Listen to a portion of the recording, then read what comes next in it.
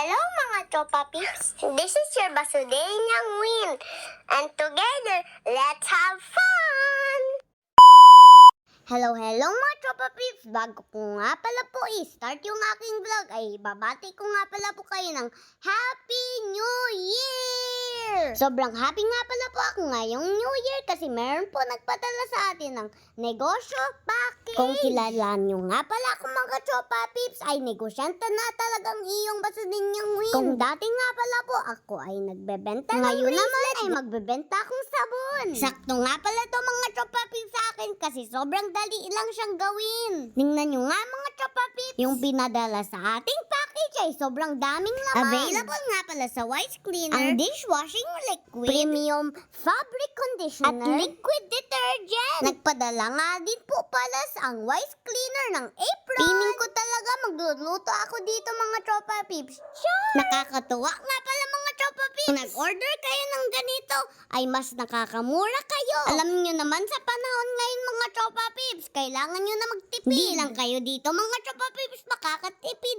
Sobrang dali din siya gawin. I-mix lang natin yung dishwashing liquid sa 3 liter ng tubig. At haluin lang natin hanggang matunaw. Pagkatapos, i-rest natin for 3 hours. Ang ibig sabihin ko talaga mga Tropa Peeps ay hindi muna natin isasalin siya sa container. Kaya habang naghihintay tayo ng 3 hours mga Tropa Peeps, ay gagawin ko na din itong liquid detergent. Buti na lang talaga andyan yung daddy kong pogi para tulungan niya ako sa gawain na ito. Sa paggawa nga pala ng liquid detergent ay same lang talaga dun sa dishwashing liquid. I-mix lang din to sa water at hahaluin hanggang sa matunaw. At ang rest time lang nito ay 1 hour lang. After nga pala po nun ay pwede na siya iksalin sa container.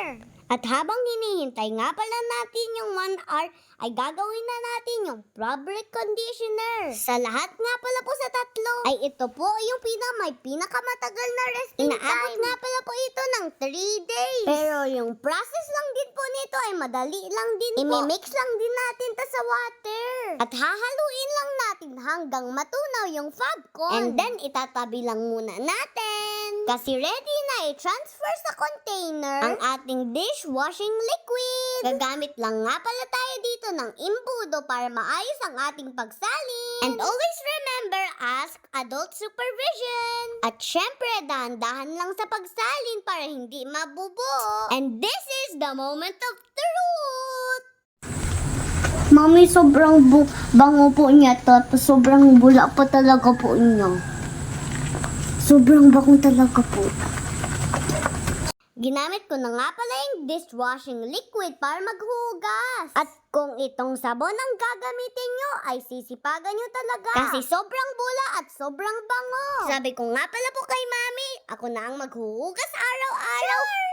Kung nakita nyo nga pala akong naghuhugas mga Tropa Peeps, syempre mauubos yung sabon sa akin. Pero kung ganito karami yung sabon sa bahay, ay pwede na ako maghugas. Papayagan na ako ni Mami. Kaya naman mga Tropa Peeps, bumili na kayo ng sabon na ganito. Sigurado ako wala sa inyong matitirang hugasan. Dahil sa Wise Cleaner, pwede nyo na gamitin sa bahay, pwede nyo na din ilagay sa negosyo. Sa mga nagtatanong kung saan nabibili, ay ilalagay ko na lang sa comment section. Kung nagbili nga pala kayo ng negosyo package, may kasama na nga din to ng stickers. Kaya duman sa mga gusto magyaman, ay sigurado ako ito yung hinahanap nyo. Kaya tara na, bumili na kayo. Kaya hanggang dito na lang po muna. Abangan nyo pa po ang more fun and more adventure videos ko. Kaya po yun lang, maraming salamat and stay tuned to see you in my next vlog.